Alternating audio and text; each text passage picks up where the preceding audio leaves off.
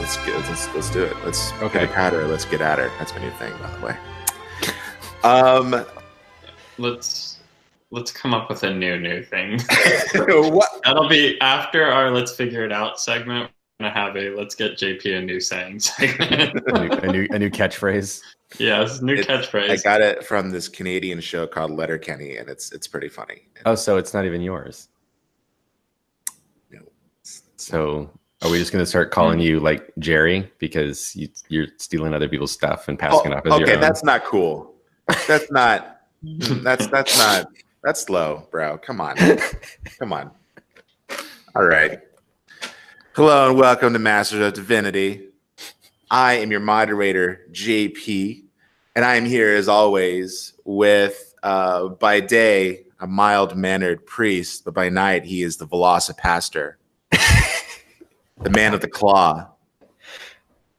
Can't see anything all of a sudden. And I'm also here with, I don't really have a dinosaur for Matt. Matt, is there like a story of my life? Matt gets left out. Nobody it's knows. I guess I could call it a Dilophosaurus, right? No, not a dinosaur. You call him a Mastodon. Mastodon. Did you just call me a Declothosaurus? Dilophosaurus? I don't know what you meaning. Like a Dilophosaurus and a deacon, because I mean I know you're not a deacon anymore, but like it's the closest thing. But Mastodon is good. I thought a Depuplodicus because he was the deputy. You see, I thought that you said decloth. I gave you more credit. I thought you're being more clever because I was unable to actually become a pastor, so you were mocking me by saying decloth. Matt spilling that tea. No, well, we're here and we've got our dinosaur names apparently. Actually, you don't have one. JP is Jurassic Park, so I don't. Okay, it's fine. All right, it's fine. If you have a dinosaur name for JP, leave it in the comments. Maybe a mod. I don't know dinosaurs apparently this morning. Sorry, I can't improv. So guys, it's been 1 week since it's been 10 years since this whole Marvel thing started. Were you starting that song? It's been It's been 1 week since. Nice. You should have went with it. You questioned yourself and you stopped. I was into it and I wasn't even sure that's what you were doing. Is that a preview for Music Mayhem? It's been 10 years since the whole Marvel thing started. And I want to ask you guys, like, how do you feel about superhero films now compared to how you felt when the Marvel machine first started? Like, has this ride affected your views at all on like superheroes or movies, or I mean, what's the ride been like? Well, it's definitely brought me into reading comics again because I wasn't reading comics when Iron Man came out in 2008, and so I shortly after that I got interested in actually reading comic books again. But I read DC. I don't read Marvel comics. Not because like I have a problem with Marvel comics or anything like that. That's just DC's my jam. That's just kind of where I've gone. But I don't know, for like in terms of superhero cinema, like movies, like I watch them obviously, and I'm kind of amazed to see how faithful to the comics they've become after us going through, taking for granted the idea that we somehow had to make them something else in order for them to be viewable, right? Like, oh well, this is how it would really be, like, I mean, just for instance, that famous Superman movie that we were gonna get in the 90s, where like Superman would wear a black costume, and when he flew, it created like a red and blue blur as like to sort of suggest, you know, his traditional colors and, you know, this, all of that kind of thing, you know, the X-Men movie, you know, they're not in yellow spandex, you know, and stuff. They're in, you know, black leather. So there's that attitude of, you know, what we called grounded, you know, and which I never heard of this Superman movie. How does a black costume create a red and blue blur? That was like the thing, is like when he flew, somehow he would have a red and blue blur. That was the idea. This is the Nick Cage Superman, right? No, because he was wearing red and blue in the photos that were. Well, in the developmental stages, John Peters was making all these weird suggestions, like stuff like that. Yeah. This wasn't a movie that was ever made. This was like the kind of stuff they were. I know it was never made, but okay. How does a black costume create a red and blue blur? Ask John Peters, man. I don't know. I'm just really glad that movie wasn't made. How does a Lutheran pastor turn into a velociraptor? It's just silly things. Don't bring it up again. So the fact that we've now got these superhero movies that are like, you know, that are really comic booky. I mean, Shazam, which we haven't talked about on this show. Shazam is ridiculously comic booky, and leaning really, you know, embracing the silliness that's a part of it, which to me was a lot of fun. So that's a thing that I've been kind of that this past 10 years has really that I really appreciate, is seeing that kind of thing, just embracing the fun and ridiculousness in the comic book stories. And of course, the fact that they've basically made 10 years worth of movies that are in service of a really big storyline, that the idea that Endgame actually brings closure to 10 years worth of movies is a pretty impressive thing, and something that I really like, because, you know, one of the things about comic books that is a fair criticism is that they never end, and that they're kind of trying to give a narrative closure to this is a cool thing. And I'm excited about that. And so I think to see how they've worked to make that happen these past 10 years has been a pretty impressive thing to watch, and something that, like, in terms of cinematic storytelling, is completely unprecedented and awesome. Very good. Yeah. I think a lot about how sort of Marvel's kind of, you talked about sort of the fun and sort of comic booky aspects of how we sort of embrace that, and how Marvel has embraced that. And I feel like it's sort of affected how I've enjoyed movies in general. Like, I'll get into it later when I get into my piece, but that's certainly affected me in a way. But I want to know what Matt thinks, and what the ride has been like for him for these past 10 years, as someone who's been watching all these movies. Now that we've arrived at this point of closure. I have loved the ride to where we're at now. Mm-hmm. And I have been super, like, beyond excited for every movie that was coming out to the point where we're at now. And I oddly am wondering if the point where we're at now is perfectly timed, as I'm kind of finding that I'm not getting as excited as I used to about these movies. See our Captain Marvel review for more. Yeah, see Captain Marvel. And I forgot we didn't talk about this on the podcast, JP, because I've ranted and raved about some of this stuff so much that I forgot it wasn't actually ever recorded. Okay. But I, the other night, was drugged to an awful, awful, awful movie. It was one of the worst I've ever seen. Dare I say it rivals that trailer we just watched. And that was Hellboy. Oh, what was it again? You kind of cut out. Hellboy. Oh, the reboot. Yeah. Yeah. I didn't want to see it. Somebody else wanted to go see it. And I was like, fine, I'll go with you. And it was the worst movie I've ever seen. I say all that to say, after it was done, I was like, I can't go home after that. Like, no, that can't be my night. So we decided to walk into Shazam. That was just starting.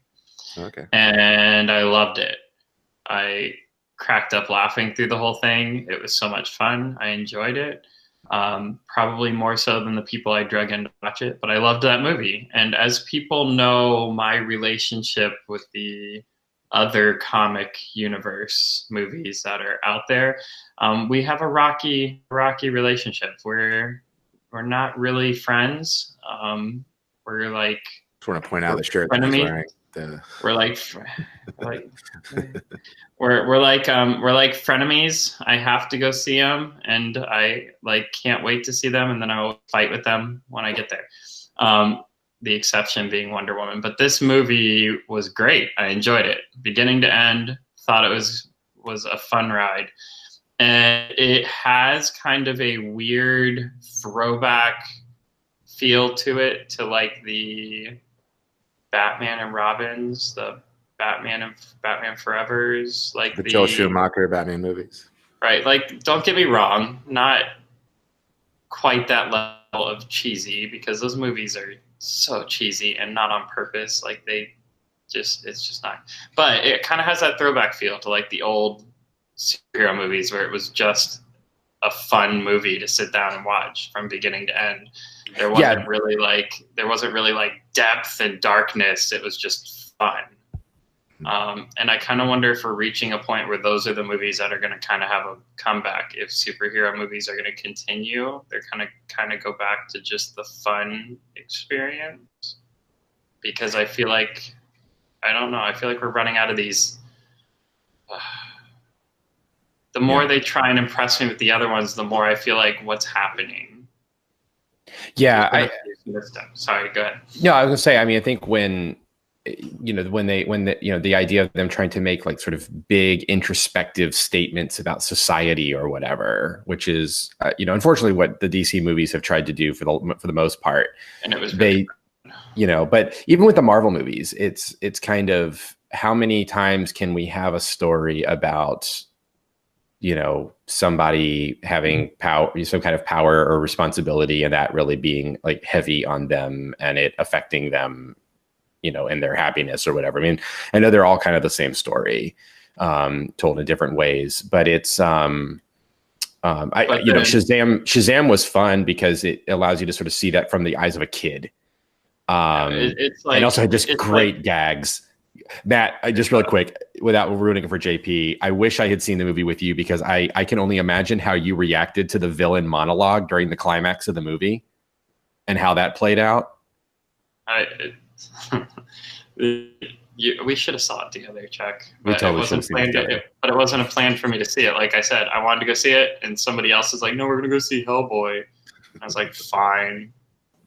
And they were so disappointed in their movie choice that we went to see the other one. But yeah, no, this movie, it was just so much fun. I had a blast, and it was like I said, I had this weird throwback, made me feel like a little kid again watching this movie. It in the end reminds me so much of Power Rangers meets like Superman. It was so much fun. You gotta go see it. You think Marvel has something to do with maybe WB taking that route with Shazam? Oh, totally. What? Do you think Marvel had anything to do with DC wanting to take that route with Shazam? Come on, JP. DC is doing nothing now but going, crap, we messed up, guys, and trying to catch up for what Marvel had done. But this movie, Shazam, was much more fun than Captain Marvel. So, like, DC might be accidentally stumbling into just making fun movies that are starting to outweigh these, like, deep storylines that are trying to be like profound. You think about like what Marvel turned a corner big time with Guardians of the Galaxy. Oh yeah, which was when they took like their weirdest characters and decided to just like make a movie that was funny because these characters are weird. And so like when we think of Guardians of the Galaxy, we think of those movies as funny movies. And you realize like everything since then, Marvel has really done more of incorporating that kind of humor into their movies, because we got the Ant-Man films after that, which are also funny. Homecoming is very funny. Spider-Man Homecoming. Ragnarok is totally like a Guardians movie, in that it's with the cosmic stuff that's weird and just funny. And still probably my favorite movie. And I think that oh, totally. But and that kind of reflected back, I think, on with DC, because they were making these big serious, Zack Snyder wanted to go this really insane route of just these movies being massive mythological kinds of things, which that's an approach, sure. And I think it would have been, I would be interested to see what Zack Snyder could have made without a bunch of studio notes coming down to him and telling him what he was supposed to do, because those movies are clearly a lot of producer meddling going on. I'd love to sort of see Snyder's take on it. Would it have been true to the characters? Probably not, but it might have been it could have been a lot more fun. Chuck, are you suggesting they release the Snyder cut? I do think I actually would like to see the Snyder cut of Justice League, just out of morbid curiosity. I'm not under any kind of belief that it's like better. I think there actually is one though, right? Like that, isn't that the whole like the meme that's like release a Snyder cut? Oh, there actually isn't really a Snyder cut.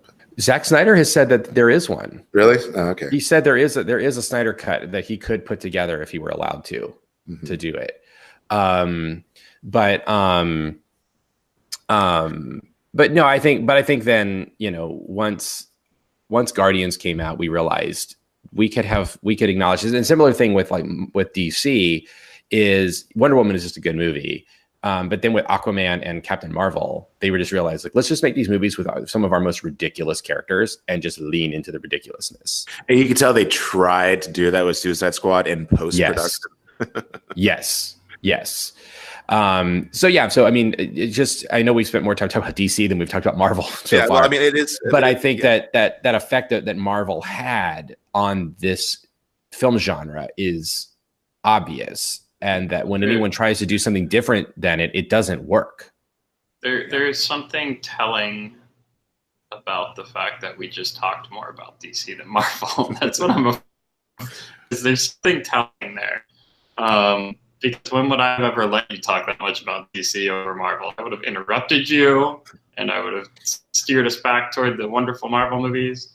I'm just having a hard time doing it. But don't get me wrong, I could not be more excited for the movie tonight. Don't get me wrong on that. But I don't know. Are we experiencing fatigue? I mean, Matt, you can go ahead and answer that. That was directed to you.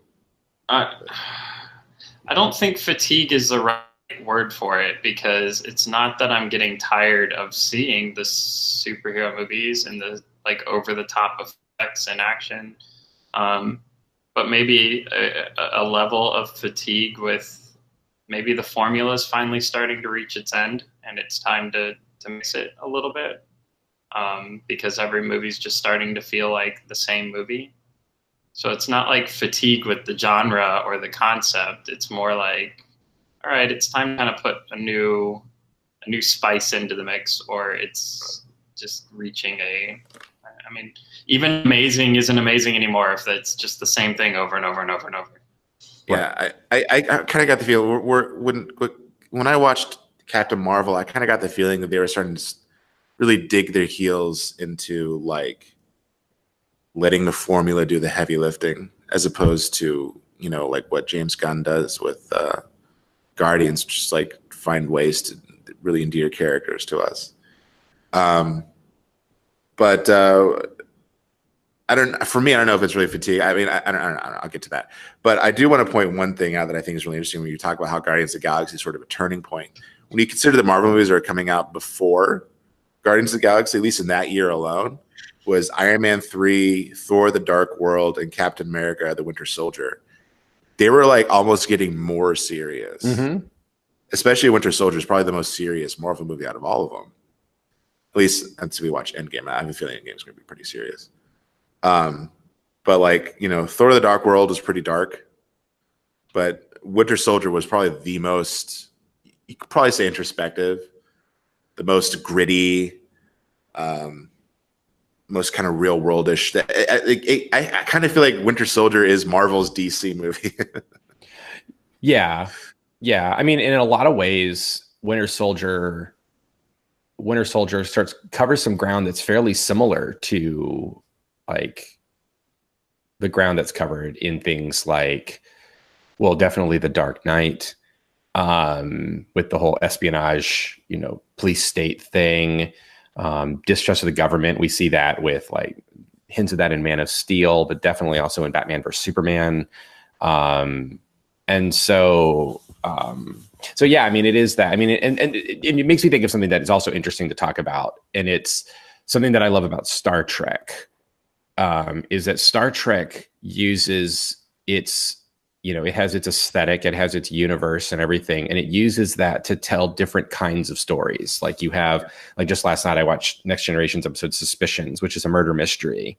You have political intrigue, you have, those kinds of things, as well as sort of villain of the week sort of storylines. And that's something that Marvel, I think, has done really well, is because Winter Soldier made me think of it, is that it's hard to call Winter Soldier a straight up superhero movie, because it's very much a political thriller. And it, to me, seems very much in the vein of something like a Bourne Identity. Yeah. I would say so. It's a spy thriller more than it is what we think of as a superhero film. Yeah, and I kind of felt like that was sort of the direction Marvel was going to start to take, which is like mashing genres with superheroes. I kind of feel like they didn't quite commit to that, but they kind of did. Like I think Ant-Man, Ant-Man is supposed to be like a heist movie. Right. But then I think also the success of Guardians and how much people reacted to that also sort of affected, like, oh no, we could still kind of do fun and fancy free kind of stuff. And Guardians is such a, I mean, in terms of just as a science fiction franchise, is pretty awesome. And has really like inspired, I think, like the science fiction imagination for the pop. I mean, the way that it expands a universe and shows alien cultures and stuff, to me, is on par with the first Star Wars movie with A New Hope. The way that it impacted audiences, like I think it just has that kind of impact for like a child watching it, thinking of like what's out there in space and what kind of things could be going on. I think it's a very expansive film. It looks like, Ragnarok also in that same vein. I mean, they look like, Moebius, French science fiction comics and stuff. Like, it's like Jack Kirby's artwork. Yeah. Yeah. It's awesome. Yeah. Well, for me, I think it's been really interesting, right? I think where I am now is pretty different from where I was when it started, and even kind of throughout. I kind of feel like I've had sort of a rocky relationship, because during that time between like Iron Man 3 and Winter Soldier, I was kind of falling away from it a little bit, and Winter Soldier just kind of like really grabbed me. And then Guardians of the Galaxy like just knocked it out of the park, and like now I'm way into this. But I think what's interesting about Marvel is how it has affected the way I look at movies and how I experience movies as a whole now. And I think before Marvel kind of came around, it definitely was like, I thought like in order to be to take cinema seriously, you should only love the serious cinema. That's why I think like The Dark Knight was such a godsend for me when it came out. Like, not only was it a superhero movie, but it was serious cinema. It's like, I can enjoy this to my heart's content. And also it was a great movie. But like Marvel kind of taught me to lighten up a little bit. Like I still love movies like, First Reformed, very dark, very introspective, very small film, very artistic film. But I can let my hair down, and I can love Fast and the Furious presents Hobbs and Shaw, which I'm super stoked for. I love those Fast and the Furious movies, but I think it's because of Marvel that I was able to kind of come around and sort of enjoy movies like that. And I had always enjoyed a certain degree of like kind of irreverent movies and stuff because of like Shaun of the Dead and things like that, and Edgar Wright. But I think Marvel just kind of helped me to kind of like I can like both. like the serious films, and I can find something of value in a Marvel movie. Well, and I think, I think Infinity War is a good example of this. The sort of thing you're talking about, JP, is that, there's this weird bias in Hollywood, well, and just, or in the film world, that like for it to be serious art, it has, like you said, it has to be serious, which means it has to be dark, it has to be dramatic. Comedies never win Best Picture. They're rarely ever like nominated. It's never seen as like real filmmaking to do things that are lighthearted and stuff like that. I mean, just look at how people were freaking out over the idea of Black Panther being nominated for Best Picture and those sorts of things. Well, they were going to put it in its own category. Yeah, I remember that. Best popular picture. But then you have like Infinity War, which, is all the spectacle of a Marvel movie, but the themes and stuff that it deals with are very heavy. And the idea, I mean, the movie ends with half the universe being obliterated, and that sense of loss and that sense of failure, and that came out it came out around the same time that we got The Last Jedi, which also talks about failure.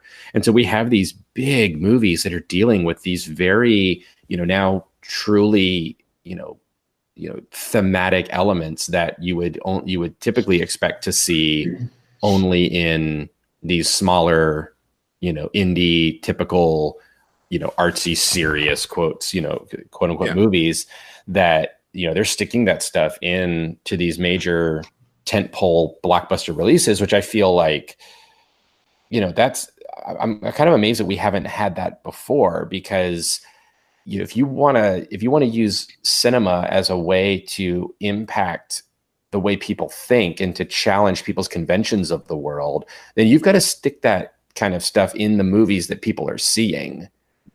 And, so now, like, here we are able to talk about, loss and talk about failure, because we, on a level that we hadn't before. Because, like, think about like in college, we would say like, oh, you really need to see this, like maybe we would talk about like Eternal Sunshine of the Spotless Mind as a way to talk about regret. But now we can talk about regret in terms of The Last Jedi and the way Luke Skywalker is depicted in that movie, because this broader audience has now seen a movie that deals with these emotions in a very serious way. And it's not just, big flashy explosions and special effects on a screen. Like there's this real deep thematic stuff going on. Yeah. And it's kind of funny because I think it's more of like, has to do with like the times that we're in. Mm-hmm. Because you can go back a little bit earlier before Marvel, before Iron Man, and you can compare like Independence Day with Spielberg's War of the Worlds, and like how vastly different those two are. Right.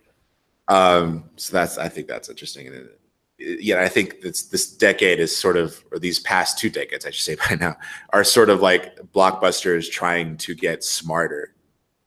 Yeah, and there's less of that kind of siloing, this idea of like, well, this is what a blockbuster is supposed to be, and this is what a film is supposed to be. And, this sense that, oh, if we add too many jokes into this movie, it's going to be a comedy and no one will take it seriously. Well, like the Marvel movies really blur those lines in ways that are pretty, like, when I think of the Marvel movies, I think of them being as funny, and I think of them as being heartwarming, and I think of them as, including a whole range of things. So they're not, they're not just one type of genre. They mix all of that. And it's a really beautiful thing that we get to live in a world that's like that. Yeah. So let me get to another question for you guys. So far, what have been your top tier, most favorite Marvel films? I'm gonna start with Matt. Unless you can't think of any, then we can start with Chuck. Unless he can't think of any, then we can start with Matt. I don't know. Who wants to go first is what I'm trying to say. The top tier, so our favorite of all the movies. Yeah, what are your personal favorites, and tell me why they're your favorites. Iron Man 1. Okay. Because it changed my life and made me want to be Tony Stark. Because it replaced House, the TV show, it replaced House as my all-time hero of who I want to be. If I could be anybody, I want to be this guy. It replaced him with Tony Stark. Yeah, can we just sit with that for a second? Like the moment we were all introduced to Tony Stark played by Robert Downey Jr., changed like everything. It gave us a new man to look up to. It's still my favorite because there's no changing no denying the way it changed my life forever, and what it did to his career. Oh my goodness. Yeah. But yeah, I would say Iron Man for that reason. Ant-Man because I love Paul Rudd's introduction into the Marvel Universe was incredible. Just at the time, such a different feel for a character. Like when he popped onto the screen, even from some of the more comedic ones that we had already been introduced to at that point, just his portrayal of a superhero. I loved it. Just that kind of, he's got that played down type of humor where he's just more dumbfounded than anything else. A bit more drier than compared to the other. Yeah. I love it. Ragnarok because come on, it's Ragnarok. Like two characters that if you had asked me before all these things started, like, what do you think about Hulk and Thor? I'd be like, I don't think about Hulk and Thor. Like, don't really care for them. Don't really want to see it. Don't want to do it. No, I love it. And Ragnarok is incredible. And Mark Ruffalo, whoever thought he'd become one of my all-time favorite actors, like he's excellent. Just the whole thing. Like when they said he's going to be Hulk. Do you remember the day they said he's going to be Hulk? And we're all like, huh? Yeah, because they were in your head like, what? they were trying to get Joaquin Phoenix. Yeah, I'm glad. He was like there because they had fired Ed Norton because he's like controlling and wants everything his way, and Marvel doesn't play that way. So they were trying to look for something. I remember Joaquin Phoenix was floated. I remember thinking like, oh my gosh, that would be incredible. But then there's like, no, Mark Ruffalo. I'm like, okay, I'm not that familiar with Mark Ruffalo. I saw him in Eternal Sunshine of the Spotless Mind. That's it. But whatever. I trust you. Joss Whedon's directing. That's all I cared about. Yeah. And other than that, I'm having a hard time thinking of the 94 other movies to say. Guardians is up there too, but that's just, it's just kind of a given at this point. Yeah, it's why even say it. We all know that one's incredible, and the soundtrack changed everything alone. When the trailer came out and it's in that Ooga Chaka started, and we all were sold. We were all in love instantly. And then a raccoon firing a machine gun. We're like, we're there. And then it did not disappoint. So Guardians goes without saying. That's just move on. It's fine. Yeah. And then I'll be interested to see where this one falls. Cool. Do you have like a favorite character from all those movies? Like, who's like the one character you've latched onto? It's still Iron Man. It's still Stark. I still love Stark, and not just because of the original reasons, the sarcastic sense of humor and all that nonsense. I still love his journey through the movies too.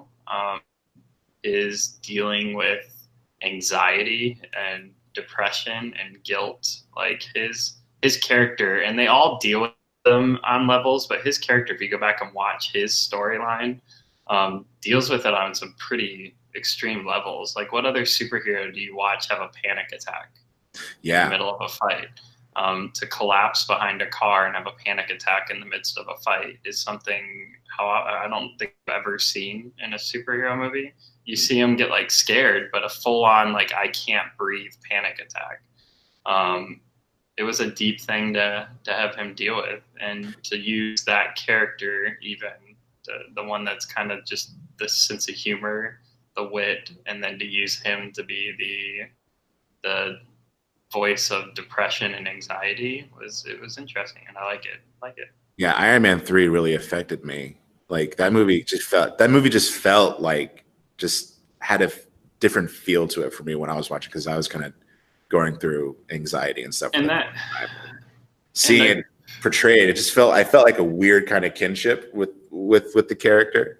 Yeah. And like the whole movie just took on, it's like it didn't feel like a fun adventure. I was just like, wow, I have like a deep connection right now with this movie. Yeah, and I feel like that's where the Marvel movies have been lacking for me personally recently. is each movie used to have a little bit of a different feel to it. There was something about the movie that changed the tone, that shifted it a bit.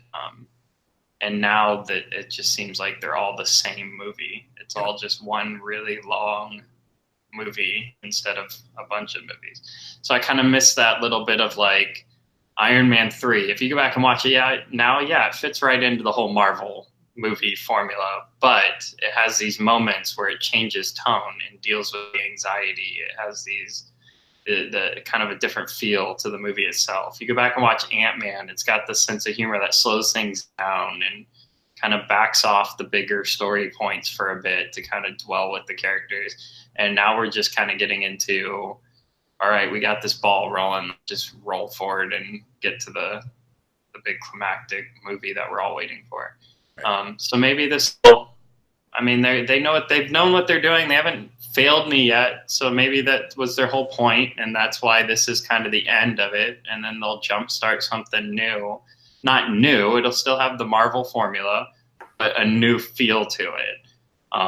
And that'll bring it right back. So maybe by the time this movie, I'm sure I'll love this movie. I just don't see it possible that I won't. But maybe the one after this will be the one where I'm like, this is now my favorite movie. It's the best Marvel one ever. And I can't wait to see the next 30 films based off of it. So we'll see. We'll see. Cool. Chuck, what about you? What are some of your favorite Marvel movies? I'm going to say, let's see, in no particular order. The first Avengers. Okay. Just the fact that they pulled it off. I mean, there was when I saw it in theaters, I remember having this moment where like I was on board, right? Like I was, Cap and Loki are fighting, and then suddenly you hear, the radio cuts out on Black Widow and says, "Did you miss me, Agent Romanoff?" And suddenly AC/DC Shoot to Thrill starts playing everywhere, and here comes Tony Stark, and I was just so sold, like. And then later, after they capture Loki, they're in the Quinjet and there's lightning and thunder. And it's like, oh, that's right, Thor's going to be in this too. Like just the fact that like each character had this introduction and it just started swelling and swelling, getting bigger and bigger. And then they managed to pull it off with all of these characters. It was just such an exciting time in the movies. And then of course they made Hulk awesome in that movie. I mean, I think we all forget just what an impact the puny God moment had. On us. Yeah. Or Hulk smash. Like, they took this character they had tried twice to make work and it just hadn't really worked in the movie, but put him in an ensemble film. Hold on. Are you telling me Ang Lee's Hulk doesn't work? I actually do have a soft spot in my heart for that movie, but yet no. It's such a weird movie. I love it just for that. But it's such a weird movie. But you're right. This is when Hulk became a star. Yeah. Yeah. And so like just the first Avenger, and then watching him, just punch that space whale, just the sheer spectacle of that is just incredible. God, and then I can just keep going on moments in that movie that I love, but I love the first Avengers movie because it pulled all this stuff together. I really love Infinity War. I think it's up there as the best of the Marvel films. Just because of taking 10 years of characters and putting them into this situation where we care about the stakes, we care about what's happening, and just what they've managed to accomplish. And again, it's taking what they did with Avengers to this whole level where we're seeing the Guardians of the Galaxy interacting with all these characters, just pulling all of these threads together. And having like 30 people and each of them kind of getting a moment and a theme that works, right? It's just that's an amazing thing. Let's see. Guardians goes without saying. We already covered that. Black Panther. Yeah. I loved Black Panther, and I loved it for the bold directions that it took as a movie. To have one of the first movies to have a villain where you're kind of thinking they might have a point. Yeah. Is people a pretty remarkable thing. Thanos, but it's like when you kind of read into it, like, not really, man. Come on. But like Killmonger, you kind of be like, ooh, he's kind of right about some things. Yeah. Yeah, and just I mean just some of the levels they took in term. I mean to make a movie like that deals with race relations and the West's relationship with Africa and the way the West has corrupted Africans is just a bold thing for Ryan Coogler to do, and also just for the cultural moment that movie was. I mean, you and I saw that in theaters, right, JP? Yeah. We went and saw that together. I just remember it had been in theaters like 3 or 4 weeks by that point, and it was still, people showing up dressed up to go see the movie. I mean, just oh God, just so what that movie represented, and again, the world building and universe building is awesome, and the fact that they managed to make that movie one that stood on its own, that it could be siloed within all these movies. It's not necessarily that dependent on the other Marvel movies was kind of a cool thing. I also want to give special love to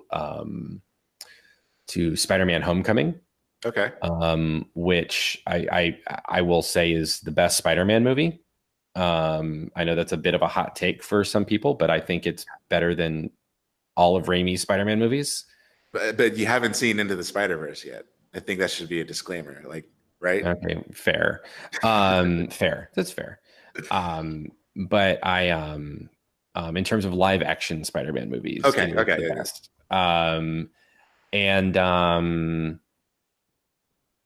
also just want to acknowledge that I'm in a minority, I guess, that really, really likes Iron Man 2. Is it because I'm in it, Chuck? Because it's solely because you're in it. No, it has everything. It has everything to do with Sam Rockwell. Oh, okay, yeah. And I love Justin Hammer, and I want more of him in the Marvel universe. I don't like that they've not done more with Justin Hammer. But I really, really enjoy Iron Man 2. I honestly, I don't understand the criticisms that people levy at that movie. I feel like it's. I understand the criticism. Iron Man's my favorite. But anyway, I like that movie. So those are my Marvel films. Do you have a character that you sort of particularly latched onto throughout this whole project? Probably Scott Lang. Oh yeah. Peter Quill also. I think I gravitate to Peter, and I also have a lot of I've grown a lot of interest in T'Challa. Yeah. And I'd like to see more of. I want to see more of Wakanda and what they can do there. But yeah, I think T'Challa was really interesting in Captain America: Civil War. Like his whole arc I thought was really interesting in that movie.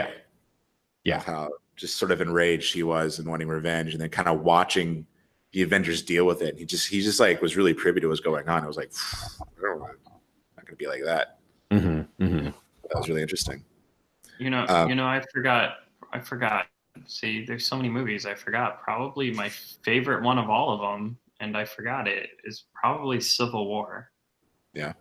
And I totally just didn't even think about the movie, but it's kind of like it's probably my favorite quote unquote Avengers movie too, even though it's not an Avengers movie. It's a Captain America movie, but it's an Avengers movie. It's totally Avengers 2.5.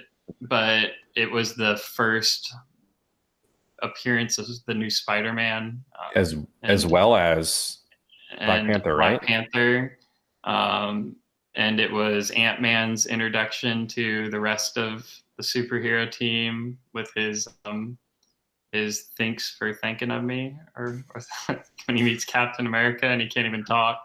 Yeah. I forgot about that one, and that's probably my favorite. Plus the emotional weight at the time of watching. We had that joke. It was like watching mommy and daddy fight. Mm-hmm. Like all of our best friends are fighting each other, and I don't like it. Like this needs to stop. Yeah, I mean, the big airport fight, kind of to me, it was just like they were just kind of pulling their punches, right? Because even I think Black Widow says like you're not even really trying. Yeah, he tells him to stop pulling punches until Rhodey becomes paralyzed. But then the big moment between like Captain America, Iron Man, and Winter Soldier was like, oh man, yeah, it hurt. Watching it hurt. Yeah, it was everything that Batman v Superman wishes it could have been. So, sorry, carry on, JP. Yours. My favorite Marvel movie to this day is still Guardians of the Galaxy Volume 2.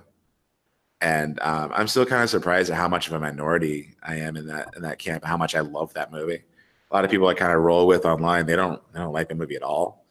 But that movie, just the emotional undercurrent with all the characters, and how like on the surface it really is like a space opera, but underneath it all, it's just people dealing with their own baggage, and how it sort of translates to the sci-fi action that's happening on screen.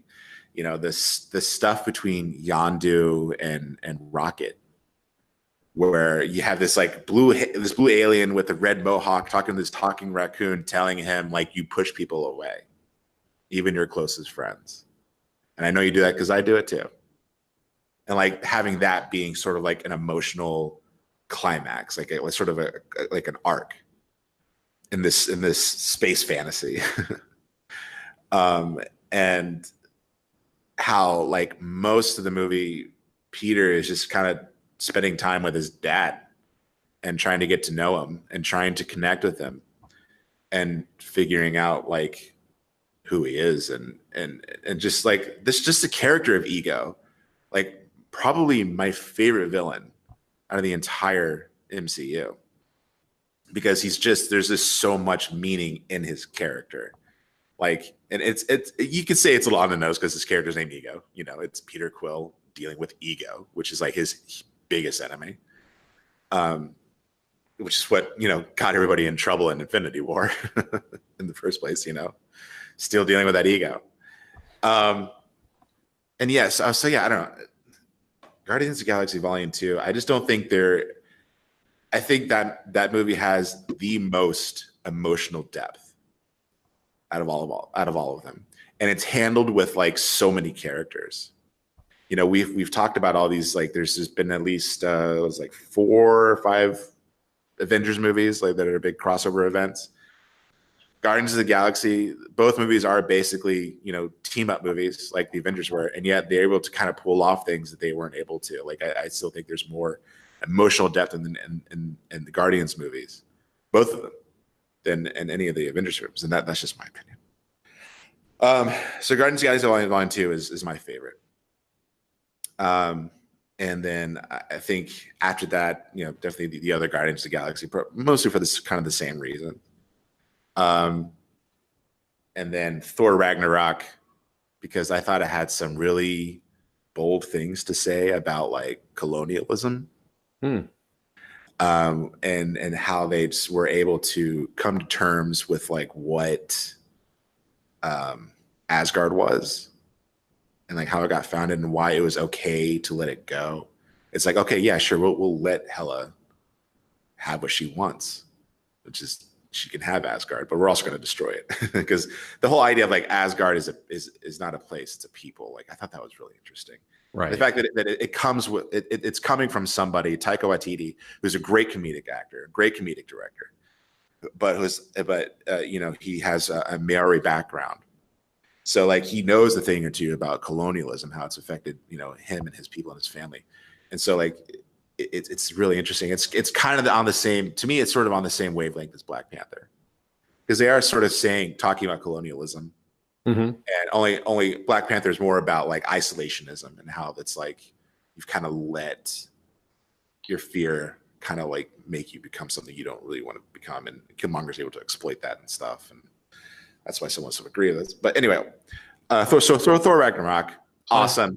What? Plus, Ragnarok also has your favorite character in the entire Marvel universe, right? Grandmaster. Yes, I would say he is definitely my favorite. Yes. Again, I would say it's my favorite, but I do. I mean, I love me some Goldblum. Give me that Goldblum all day. I hope he comes back. I hope Jeff Goldblum is. I want him to make an appearance in Endgame. I need Jeff Goldblum to have at least a conversation with Thanos. I would. Yeah, that would be awesome. Oh, and also also Tessa Thompson in Thor Ragnarok is super cool.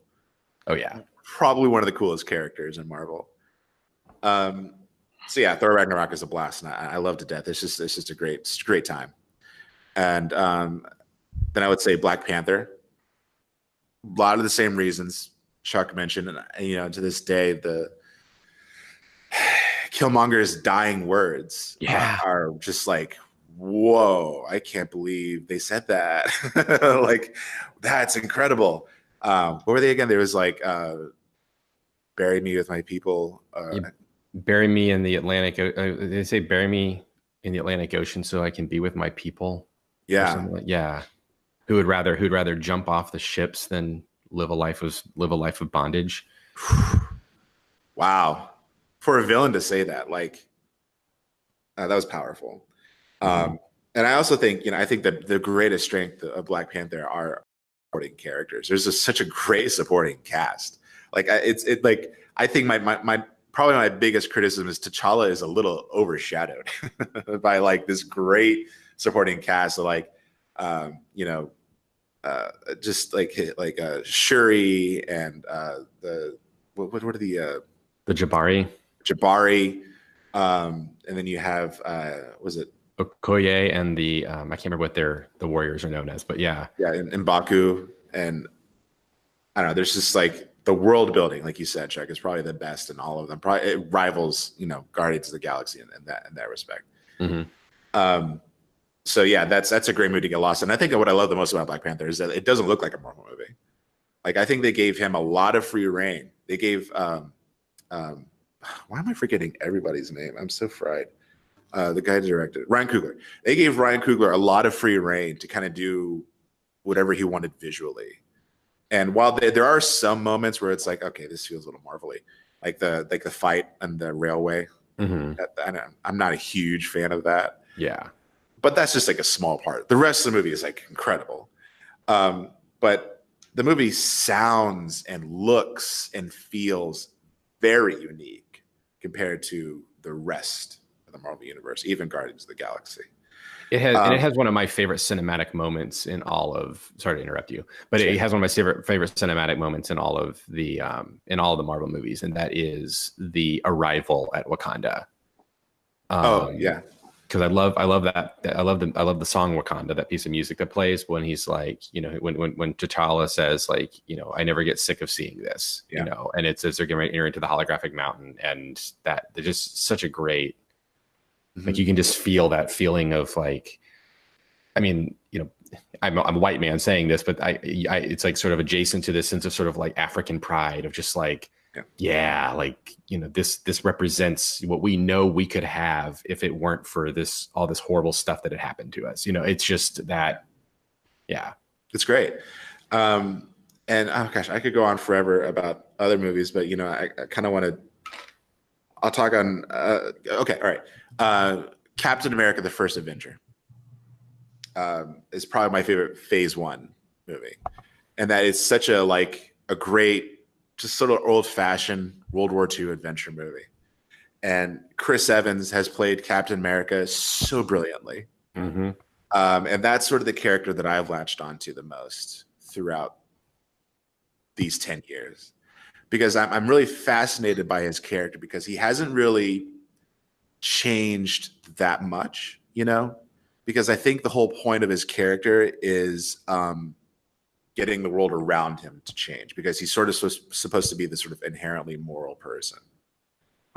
And I think that's what fascinates me the most about Captain America, and sort of watching him sort of interact with the world and stuff, and how he's affected the lives around him.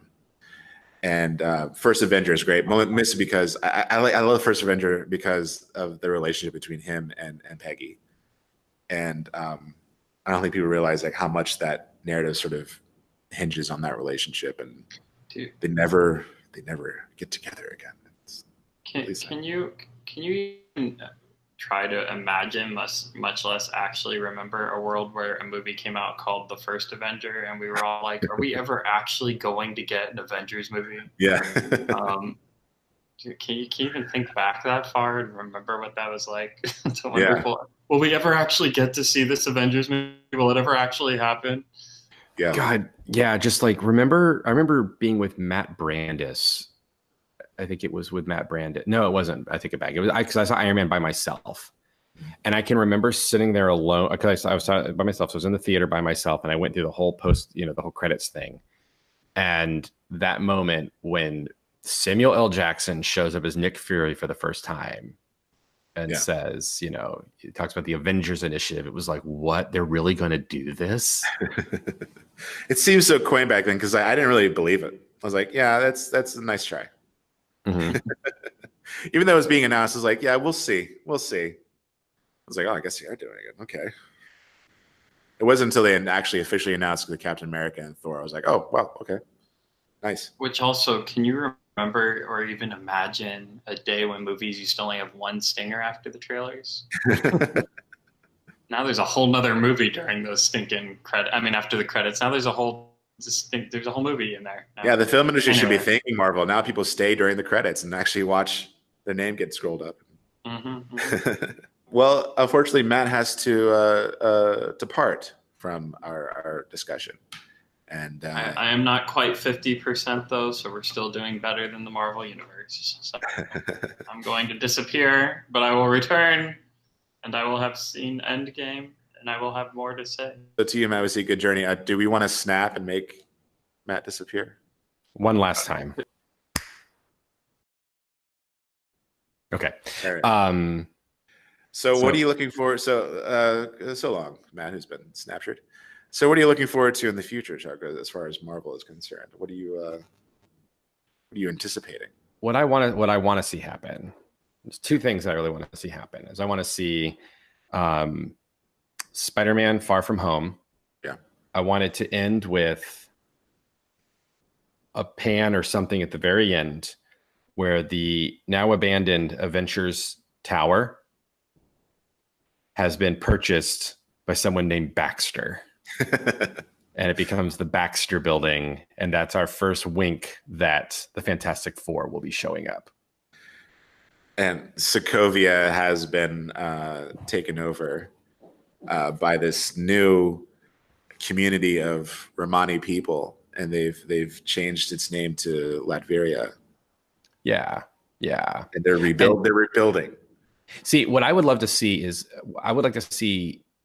So one of the things I think that was a really cool idea that Suicide Squad tried to go for that they did not pull off very well was the idea of using a different hero's villain in their movie. So introducing the Joker, the DCEU's Joker in a non-Batman film, I thought was a really intriguing idea. So I like that idea of like someone else's villain being in someone else's movie, right? So I would love to see like the next Black Panther deal with Dr. Doom. Yeah. Like I think there's some potential there of two isolated countries and having some kind of issue, and they're both, both Doom and T'Challa being, rulers, heads of state. Like I think that could be a cool thing. There is a series called Doom War. And it is a war between Black Panther and Dr. Doom. And I think what happened, I think Dr. Doom invades Wakanda, and Black Panther and Shuri, who's also a Black Panther, enlists the help of the X-Men to help them out. See, without the X-Men piece, I think that could be a really cool, like I'd watch that movie. Like I think that would be a cool way of introducing Doom and not having to, and I mean, it'd be kind of neat if Doom could sort of end up being the overarching villain of the next era of Marvel films for a little while. I would hyperventilate, because I think he's true. I mean, the fact that they have him now is something that they can't. They got to move on that, and I think he's without a doubt the best villain in Marvel. Oh yeah. And there's just a lot to do with, there's a lot that can be done with him. I mean, you can even take it so far about, take it to a place where even, in the aftermath of all this stuff that's happened, him filling a political vacuum and trying to position himself as some kind of world leader, world dictator or something. Like, I think there's just, there's potential with it. And I'm intrigued by the idea of making the Fantastic Four be actual like scientists from the 1960s who've been lost to time and return, now. And so like, that whole like display, like kind of playing off the Captain America displaced thing. Like I would be totally on board with that idea. The other thing that I would love to see is I would love to see Silver Surfer make an appearance in the Guardians of the Galaxy films. Oh yeah. I love Silver Surfer. He's my favorite Marvel character. And I really, really want to see him being used in an effective way, because Rise of the Silver Surfer is not a good movie. You didn't like old Rise of the Silver Surfer? That's not. Didn't you and I see that together? And saw the first Fantastic Four together. I can't remember if we saw Silver Surfer together, but I just remember watching it, and when Doctor Doom becomes the Silver Surfer, I remember like I was feeling your pain, like from a distance.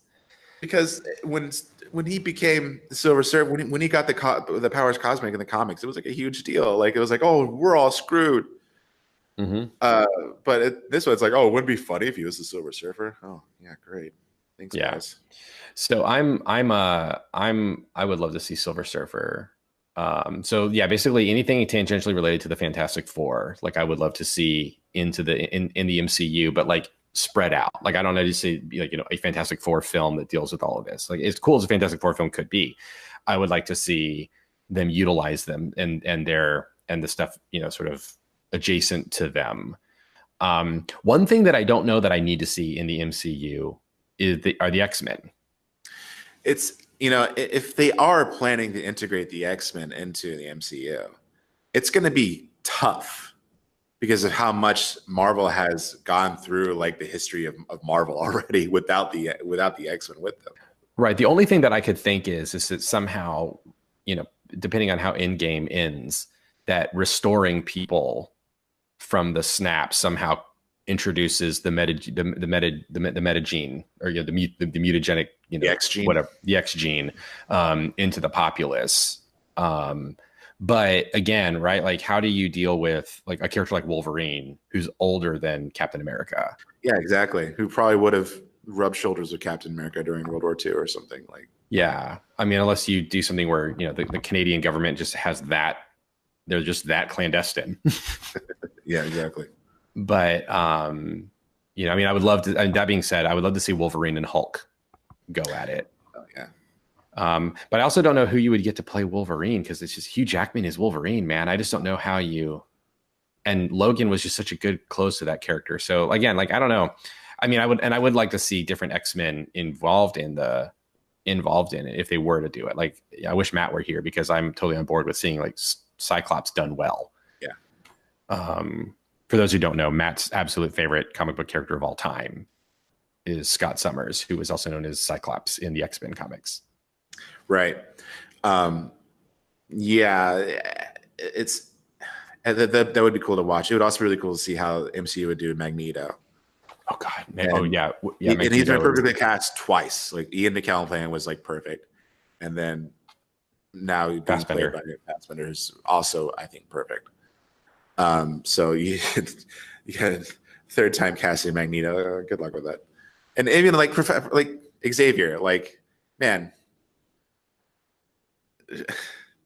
Anyone besides Patrick Stewart playing him is just like, I mean, I know James McAvoy is playing him, and he does a pretty good job as like a young Xavier. But like Patrick Stewart was like, you'll never get. It's like, to me, that's like Indiana Jones. Mm-hmm. Like, mm-hmm. It's just not it'll never be the same for a generation of people who grew up with the X-Men movies. Right. Yeah, and so like I don't know, I'm kind of on one hand, like let the X-Men sit for a while, don't do anything with them, but you're also sort of leaving money on the table. Yeah, and also like as you advance the story in Marvel, it's like it's going to get harder to introduce them. Right. That's why I think like if they were to start trying to introduce them, Endgame presents some kind of a some kind of an opportunity, because if time travel is being involved in the storyline, you can tweak things, returning people from death, you can allow things can happen. Right.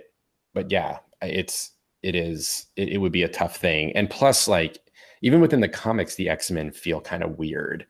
Because, like, with Marvel's shared universe, like, I don't understand the whole prejudice against mutants, but everybody's like cool with Spider-Man and Captain America and other superheroes. Like, they don't have the prejudice against them the same way they do the mutants. And that just has never really made sense to me in the comics, in the world presented in the comics. That's true. I've thought about that as well. I mean, I know, like, Spider-Man, the media is always trying to turn the public against him, but the rest of the superheroes, like, why are they okay with Captain America and not Wolverine? Like, right. Like, there are a few X-Men characters I would love to see in the MCU, but I don't know that I need to see the whole mutant thing.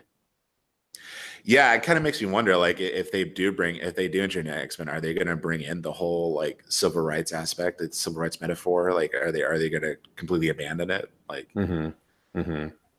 and it's like it would feel like retreading, because we're already kind of exhaustingly going through this whole idea of, like, is it okay to have this much power? What about having oversight over these people? And it's like I said, like, the more you advance this huge story, the harder it's going to be to introduce the X-Men who've already gone through all this entire story. Right. Well, and I also think that aside from the stuff you get with, like, some of the big villains like Magneto and others, I do think that X-Men works better on a smaller scale, like a television show or something. Oh, yeah. And, so if there's a way to integrate that, make it much more smaller stakes, kind of show. Like, I mean, I think there's a way to deal with it. But anyway, that's, what about you? Is there anything you would like to see? I just really liked, it's what I really want to see doesn't really have much to do with, like, what's been acquired through the big end of the world merger. Even though I would totally fanboy out over Fantastic Four and Doctor Doom and stuff, and I think it's kind of a given that I'd never want to see that happen. But I really, and I know I'm not masking a lot by doing this, but, like, I kind of wish Marvel would start second guessing their entire system of how they do things, because they've sort of proved, when you get, like, a great and talented director like James Gunn or Ryan Coogler, and give them more freedom than you're used to giving your filmmakers, you come out with, like, these brilliant, like, game-changing stories and films. Even Taika Waititi, I want to see them take more. I want to see them take more risks. I want to see them. Something was brought up in a YouTube series I watched. There's this video essayist called Patrick Willems, and he did this really great series on the limitations of the Marvel Cinematic Universe. And he's a big fan of the movies, but he likes to talk about, like, where the quality sort of stops. And one thing he kind of brought up in terms of Marvel and how it sort of changed superhero movies from, like, how it was before Marvel, was that, like, there used to be a time when if you offered a superhero movie to a director, that director took that hero to say what they wanted to say. Like, we got The Dark Knight, not because Christopher Nolan was like, I really want to make a movie that's close to this comic book. I really want to please the fans this way. Christopher Nolan made The Dark Knight because he was fitting Batman to, like, what he wanted to say and the kind of movie he wanted to see. And I think we're getting that with, like, I think that's what we're getting with this Joker movie. Like, with Todd Phillips' Joker. It's not something where he's, like, trying to stay close to some kind of source material or trying to, like, please fans. I think he has a kind of movie in his head that he wants to see, and is using the Joker to make that movie. That's what I would like to see more in Marvel. See, I don't know. Part of me wants to, but see, my counter argument to that is, then are you at that point actually making a Batman movie or a Joker movie? Man, yeah, I think so. Like, I mean, why wouldn't it be? Like, why? Well, because like, I mean, because I think, because I mean, well, let me just counterpoint is that Zack Snyder did exactly that with Man of Steel. Okay. And people have reacted very negatively to that and saying that, that's not a Superman movie because nothing about that character is Superman. But this is the character this is the sort of Superman that Zack Snyder, like, this is a story he wanted to tell with a superpower, Superman. He basically wanted to say, if, I understand Man of Steel to be the kind of movie of, looking at, here's the world that we live in today. If this alien crash landed into our world, this is how we would respond to him. And I think that Man of Steel and Batman vs Superman are trying to tell that story. And a lot of us have I mean, now, granted, Batman vs Superman has other technical problems with it in terms of like editing and things that I think render it less than a good movie.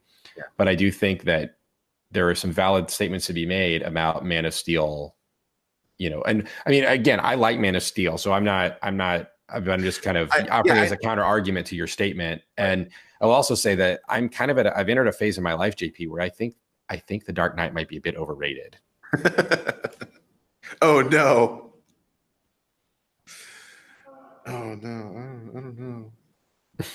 Well, let me put it this way. I think it's a good movie. I still think The Dark Knight is a really good movie. Well, but when people sit there and act like it's like the best superhero film ever made, I'm like kind of thinking, I don't know that it counts as superhero film. Okay, well, let me give you another one. Let me give you another example. Spider-Man 2. Yeah, a movie I also think is overrated, but go ahead. No, come on.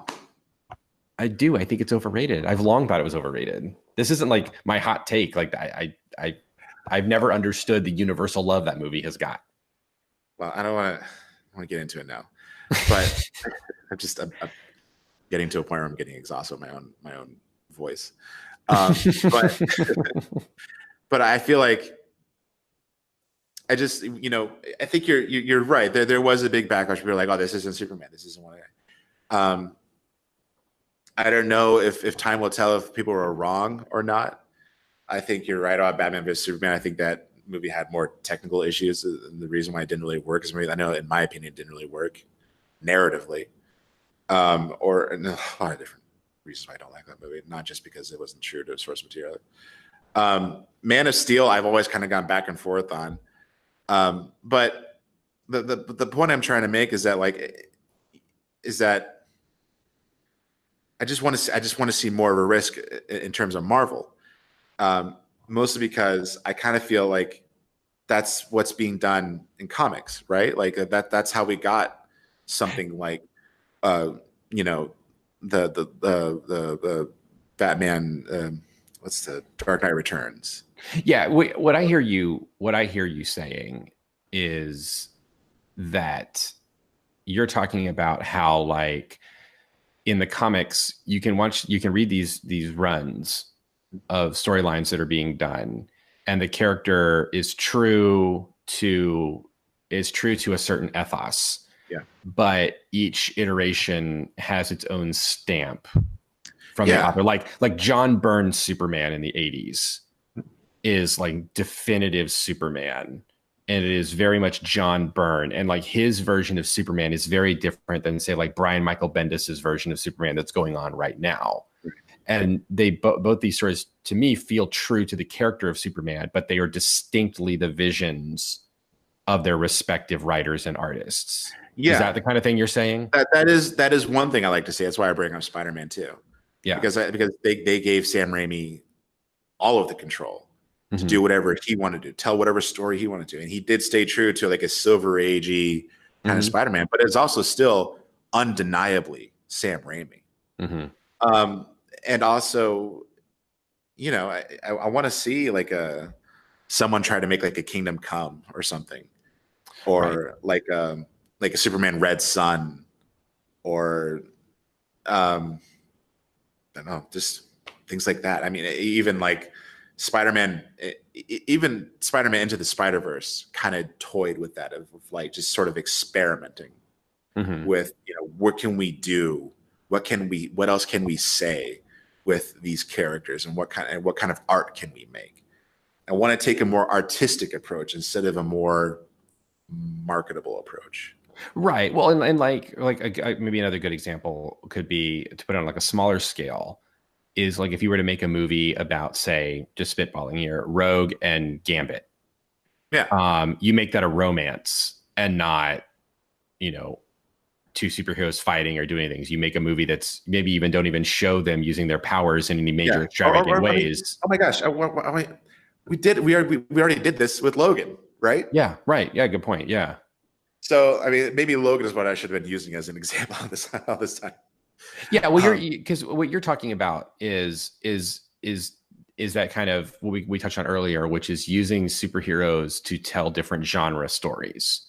Yeah. You know, like different genres, even just different types of stories. Yeah, like New Mutants. You know, there's that New Mutants movie that I don't know if it's ever going to be released, but that was basically a horror film set with X-Men characters. Which, dude, you want to talk about a movie like, you know, you could use, you know, like, or talk about DC, like Swamp Thing or other characters. You want to talk about, like, you know, you could use body horror.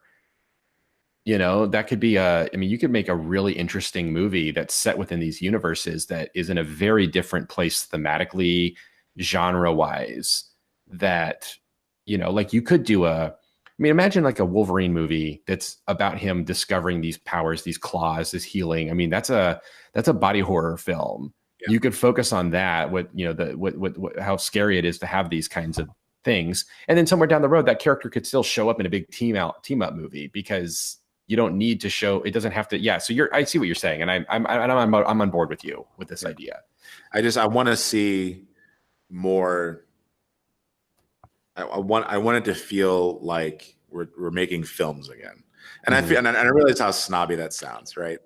But I don't know.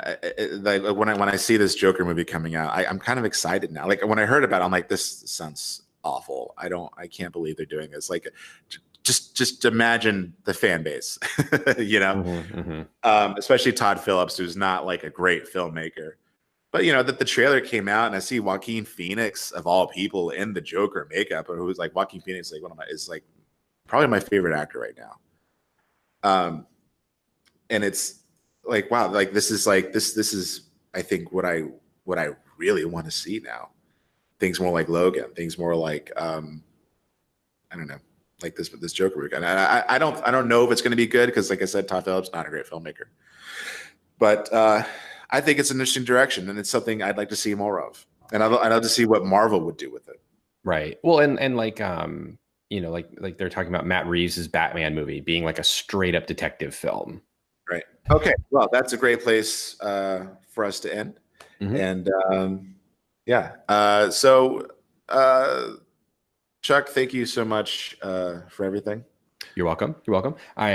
We're gonna, you know, go see Endgame, and then I know that we have coming up a very special time in the life of our podcast, an annual tradition. Yeah. Oh, Music Mayhem is here. What is going to be our first album? Well, I have to tell you, this has been a very difficult decision. I have spent literally the entire year trying to figure out what album I was going to pick for this. And I have gone through so many feelings and emotions. There was a part of me wanted to do an album that was, you know, made in 1999 because we're at the 20th anniversary, and seeing something cool that does that. And anyway, I could go through this whole story and whole complication of what I'm going to do. But what I'm going to do is something it's amazing that we have not done this. And it is... our album for Music Mayhem is going to be, you ready? Yeah, let's do it. Hello Nasty, Beastie Boys. Yeah. Nice. Is that the one with Intergalactic, Remote Control, Electrify? Oh boy. Oh man. So you have your album, folks. Go out and listen to it and come back next week where we'll either talk about Beastie Boys or Avengers Endgame. I don't know which one. Still going to be a wild episode. Maybe we'll do both. So great. Awesome. Thank you so much, Father Chuck. You're welcome. I'm excited. Everyone go listen to Hello Nasty by the Beastie Boys. Everyone have a wonderful week. Join us again next time. Good journey. Good journey.